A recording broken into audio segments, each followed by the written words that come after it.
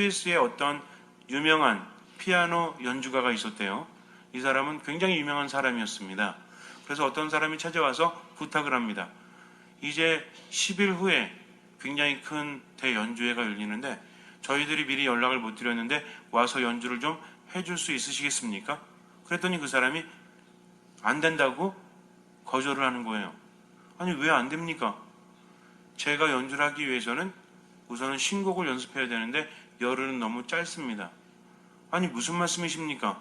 제가 여태까지 많은 연주가분들을 초빙했고 또 무대에 서게 했지만 그분들 보통 3, 4일이면 연습이 끝나는데 무슨 말씀을 그렇게 하세요? 그랬더니 이 사람이 이렇게 말합니다. 나는 연주를 하기 전에 1500번 정도를 연습을 해야 되는데 내가 오늘부터 하루에 50번씩 연습한다고 할지라도 30일이 걸립니다. 그런데 열흘이 남았는데 이제 와서 저에게 연주하라고 하니 저는 절대로 할 수가 없습니다. 실력이 되시지 않습니까? 실력이 중요한 것이 아닙니다. 내가 그 곡을 충분히 이해하고 몸과 마음으로 일치해야만 저는 연주를 할 수 있습니다. 제가 연주회에 서길 원하신다면 날짜를 늦추십시오.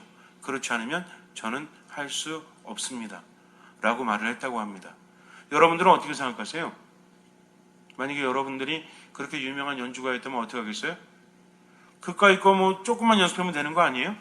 아니면 지금까지 내가 수많이 연습했던 곡들을 가지고 나가면 되지 않습니까? 그러나 이 사람에게는 원칙이 있다는 거죠. 내가 한 번도 해보지 않은 곡들을 나는 무대마다 선을 보여야 된다. 그럼 몇 번을 연습해야 된다? 1500번을 연습해야 된다라고 자기 나름대로의 원칙이 있었다는 겁니다. 기본기가 제대로 되지 않으면 절대로 할 수 없기 때문이죠.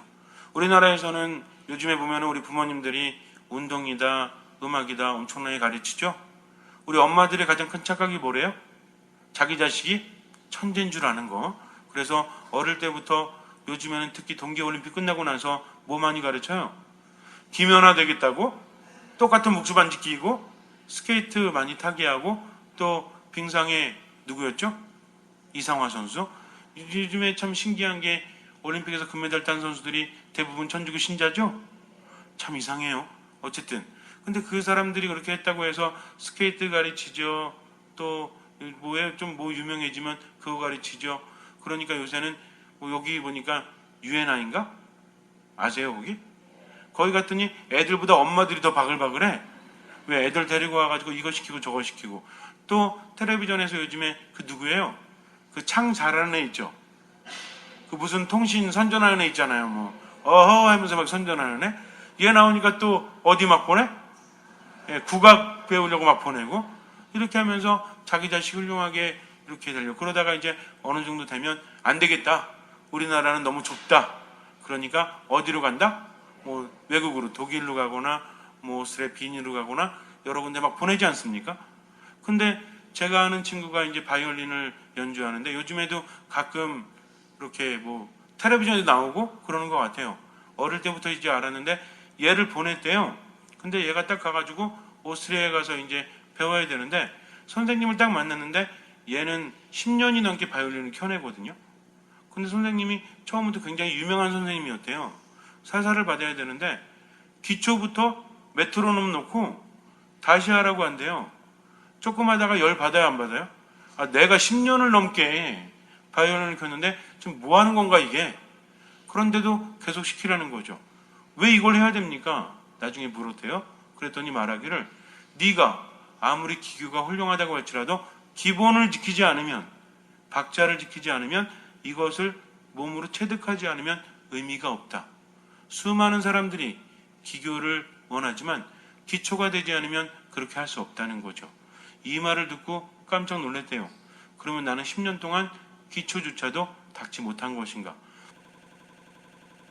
전 세계를 주름잡는 것이 미국이라고 하지만 미국을 움직이는 것은 유대인들이다. 유대인들이 얼마나 대단한지 몰라요. 그런데 그들은 이미 어릴 때부터 성경으로 교육을 받습니다.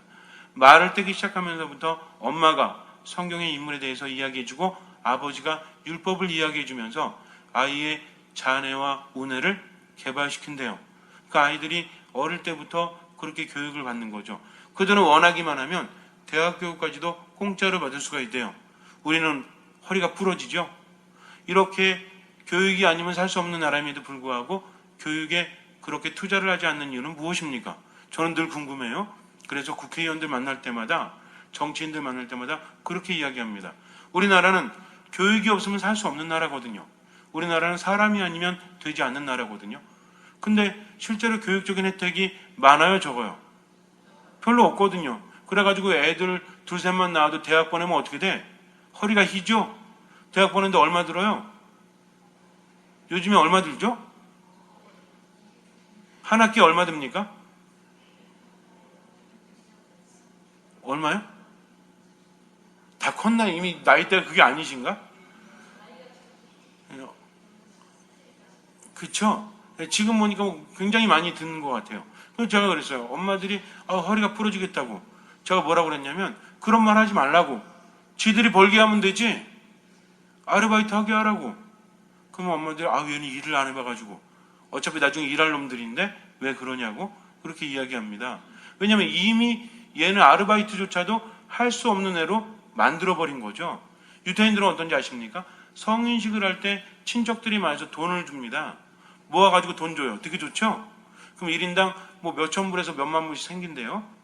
그럼 이걸 가지고 대학을 졸업하기 전까지 얘가 몇 배로 불리지 않으면 욕을 얻어먹는데요. 그러니까 유태인들이 가장 중요하게 생각하는 것 첫 번째가 교육이죠. 두 번째가 뭔지 아세요? 돈입니다. 돈. 이 두 가지를 제대로 갖춰야만 된다는 거죠. 근데 그들은 자기 유태인들이 죽는 꼴을 절대로 안 본대요. 그래서 철저하게 도와준다고 합니다. 이렇게 서로 연결이 되어 있기 때문에 엄청난데 그 모든 것들이 바로 기본적인 교육 안에서 나왔다는 거죠. 이런 유태인들의 근본이 되는 것이 바로 성경이죠. 구약 성경입니다. 우리도 성경을 가지고 있죠. 여러분들 집에서 아이들 성경 얼마나 읽히셨어요? 제가 와서 요즘에 복사들 잡고 있죠? 복사 애들 죽으려고 그러죠? 왜? 매일매일 뭐 하니까? 조금씩 필사하고 있으니까. 마르코복음부터. 어떤 엄마들은 그래요. 신부님 애들 힘들면 어떻게 해요? 제가 뭐라고 그랬습니까? 인생을 살아가면서 중요한 것은 힘드냐 쉽냐가 아니라 뭐가 중요하다고 그랬죠? 사느냐 죽느냐가 더 중요하다 했습니다. 힘든데 사는 길과 쉬운데 어려운 길이 있다면 여러분들은 어느 길을 가시겠습니까? 그래도 난 쉬운 길 갈래? 죽는 길이라고 할지라도 힘들어도 사는 길을 가야 한다는 거죠. 근본적으로 정신을 고치지 않으면 절대로 뭔가를 이룰 수 없다는 거죠. 아이들이 성경을 필사하면서 글씨를 또박또박 쓰면서 그들의 여러 가지가 발달할 수밖에 없는 것이 아니겠습니까? 정말 힘들 때 신앙이 그들에게 도움을 준다는 거죠. 근데 어떤 엄마들은 뭐라 그래요? 엄마가 기도할 테니 너는 공부를 해라. 무슨 한석봉입니까? 절대 그건 되지 않아요. 아이가 기도하지 않으면 하느님 만날 수 없고 하느님 만나지 않으면 은총을 체험할 수 없다는 거죠. 공부는 안 시켜도 기도는 시켜보세요. 다른 건 몰라도 성당에는 보내보세요. 그러면 아이들은 변화되게 되어 있습니다. 누가 키우시니까? 하느님께서 키우시니까. 근데 온전히 맡기지 못하니까 근본적으로 개발되지 않죠. 제가 아는 그런 학원 강사들이 있어요. 어학원 원장도 있고 또 뭐 수학학원 원장도 있고 수많은 강사들이 있는데 묻습니다. 요즘에는 어떤 애들이 공부 잘하니? 그렇게 물어보면요. 이상하게 예의도 바르고 인간적인 그릇이 잘된 애들이 잘할 확률이 높대요. 옛날에는 버릇없고 이런 애들이 공부 잘한다고 생각을 했는데 요즘엔 그렇게 된다는 거죠. 이제는 근본적으로 찾아가는 것이 아닌가라는 그런 생각이 들어요. 그래서 가장 기본적인 것을 무시하면 안 된다는 거죠. 케니지라고 아십니까? 케니지? 그 있잖아요. 이렇게 금발 휘날리면서 색소폰 이렇게 부는 사람 있죠? 제 옛날에 신학생 때 색소폰을 이렇게 불길래 참 멋있다. 그래가지고 이제 색소폰을 하나 얻었어요. 신부돼가지고. 그래가지고 옆으로 불었던 소리가 나요, 안 나요? 당연히 안 나지. 그래가지고 가서 그랬어요. 그 가르치는 분한테 신자분이셨는데 아니 케니지는 이렇게 불어도 소리가 나는데 나는 왜 이렇게 불어도 소리가 안 납니까? 그랬더니 그분이 말해요. 신부님, 케니지가 처음부터 옆으로 불었겠습니까? 앞으로 제대로 잘 불고 나서 기본이 되니까 그 사람이 순환 호흡이 된대요. 그래서 이걸 연습하려면 케니지가 연주할 때 어디 숨을 쉬나 안 쉬나 모르겠죠? 순환 호흡이 뭐냐면 여기다 호흡을 담았다가 내가 그러니까 들이마실 때도 얘를 내뱉으면서 코로 들이마신대요. 말이 돼요, 안 돼요? 말이 되거나 말거나 어쨌든 할 수 있으니까 뭐 그게 대단한 거죠. 근데 그걸 연습할 때 우리나라에도 뭐 이정석인가 그 사람이 그 연습하는데 욕조에다 물을 받아놓고 호수를 대고 계속하면서 입에 담았다가 내뿜는 연습을 했다고 하지 않습니까? 이런 것들이 되니까 나중에 그런 퍼포먼스를 할 수 있는 거죠. 우리가 보통 유진박이라든지 뭐 바네사 메이라든지 전자 바이올린 하는 사람들 있죠? 이 사람들은 기본적으로 바이올린을 킬 줄 모를까요? 당연히 할 줄 아는 상태에서 그렇게 개발이 되어진다는 거죠. 우리나라는 잘 되기 위해서는 첫 번째 가장 중요한 게 뭐냐면 기초가 탄탄해야 됩니다. 그렇지 않으면 언제 무너질지 모르기 때문이죠. 지금 유명하다고 해도요, 나중에 어떻게 될지 몰라요. 그러니 아이들 교육이나 내 삶이나 마찬가지로 기본적인 것이 우선이 되어야 한다는 거죠. 기본적인 것을 도외시하고 뭔가를 이룰 수는 없다는 겁니다. 그렇다면 율법의 기본은 무엇입니까? 예언서의 기본은 무엇이죠? 예수님께서 세상에 오셔서 활동하실 때 율법학자들이나 바리새파 사람들은 예수님께서 율법을 어긴다고 말했죠. 그분이 안식일을 지키지 않는다라고 얘기했어요.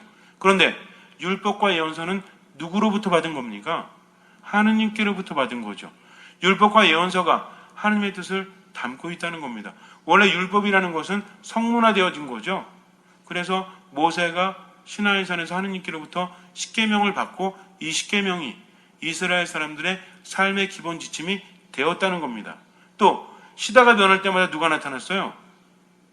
이미 율법을 받아가지고 있었지만 그럼에도 불구하고 하느님의 뜻대로 살지 못할 때는 누가 나타나서 하느님의 뜻을 전해줬죠? 그죠? 예언자들. 그래서 이스라엘 백성들에게 있어서 중요한 것은 율법과 무엇입니까? 예언서라는 거죠. 그런데 예언서는 각 시대마다 상황이 다르기 때문에 예언자들이 부르짖는 것이 다르죠. 호세아 예언서를 보면 어떻습니까? 사랑 가득한. 그래서 하느님께서 마치 인간의 무엇과 비유했죠? 남편의 아내가 툭하면 나가죠. 툭하면 나가지고 뭐합니까? 툭하면 나가서 바람 피기도 하고 지 맘대로 살잖아요. 근데 남편은 어때요? 참 지고지순한 남편, 참 못난 남편이죠. 가서 또 데리고 오네 또. 그래가지고 또 집에서 이렇게 잘 살다 보면 또 나가. 그럼 나가서 또 어떻게? 확 다리 몽둥이를 분질러 버려요? 또 데리고 와. 그 또 사랑해주면서 살아. 이게 뭡니까? 호세아 연자의 삶을 통해서 하느님의 무엇을 전해준 거죠? 사랑을 전해준 겁니다. 그렇다면 이 율법과 예언은 서로 대치되는 겁니까? 아니면 서로 상보하는 겁니까? 서로 보충해 주는 거죠. 그렇다면 율법의 가장 기본적인 것은 무엇이다? 하느님이 주신 것이니까 하느님은 사랑이시다. 이걸 잊으면 안 되죠. 예수님께서 안식일에 일을 하신 겁니까? 사람은 살리신 겁니까? 안식일에서는 안 되는 것은 자기 이익을 위해서 노동을 하면 안 된다는 거예요. 그리고 다른 사람에게 일을 시키면 안 된다는 거죠. 원래 안식이라는 것은 노예들을 위해서 만들어졌다. 왜? 안식일에 자꾸만 일 시키니까 절대로 일하지 말라고 하면 주인들이 종을 일을 시키지 못하니까 그렇게 만들었다는 거죠. 또 수많은 율법들의 조항도 왜 생겼습니까? 사람들이 살아가는데 모두의 권리를 찾아주기 위해서. 나중 되니까 이게 시대가 변하면 조금 응용이 있어야 돼요? 없어야 돼요? 응용이 있어야 됨에도 불구하고 자꾸만 그것들이 마치 하느님께로부터 받은 거니까 무조건 지켜야 한다는 그런 것 때문에 많은 사람들이 힘들었다는 거죠. 또 예수님께서 율법을 어기신 것이 아니라 사람은 살렸음에도 불구하고 율법의 잣대를 거기에 들이댔기 때문입니다. 그러나 예수님은 율법을 어기러 온 분이 아니라 어떤 분이다? 율법을 완성하러 오신 분이죠. 즉 무슨 얘기입니까? 모든 것에 기본기가 따르지 않으면 안 되듯이 기본기가 된 상태에서는 다른 것을 할 수 있듯이 모든 믿음의 중심은 무엇이다? 사랑이라는 거죠. 사랑이 빠지면 의미가 있어요, 없어요? 예수님께서 어떻게 율법을 완성하셨죠? 사랑으로? 어떻게? 사랑으로는 다 알겠는데 어떻게 사랑으로? 요한복음에 보면 예수님께서 십자가상에서 돌아가실 때 뭐라고 하십니까? 다 이루어졌다. 예수님께서는 율법을 완성하러 오셨죠. 어떻게 이루셨어요? 당신의 목숨을 내어주심으로. 즉 사랑에는 뭐가 따른다? 희생이 따를 수밖에 없다라는 거죠. 잠시 눈을 감으세요. 믿음에는 온전한 의지가 따라야 됩니다.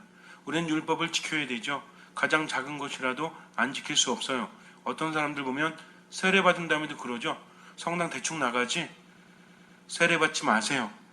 대충 나가는 성당은 없습니다. 주의를 거룩히 지내야 하죠. 다른 사람한테도 아유 뭐 신앙이 뭐 이렇게 중요해? 대충대충 해 라고 말하는 사람들이 있어요. 그러나 그건 신앙이 아닙니다. 진짜 신앙인은 제대로 살아가야 하는 사람이죠. 진짜 신앙인은 마음으로 주님을 믿는 사람입니다. 대충 믿음 갖지 마세요. 그리고 모든 삶에 사랑을 실천하십시오. 주님께서는 그 믿음을 보시고 우리 삶에 놀라운 기적을 일으켜 주실 것입니다.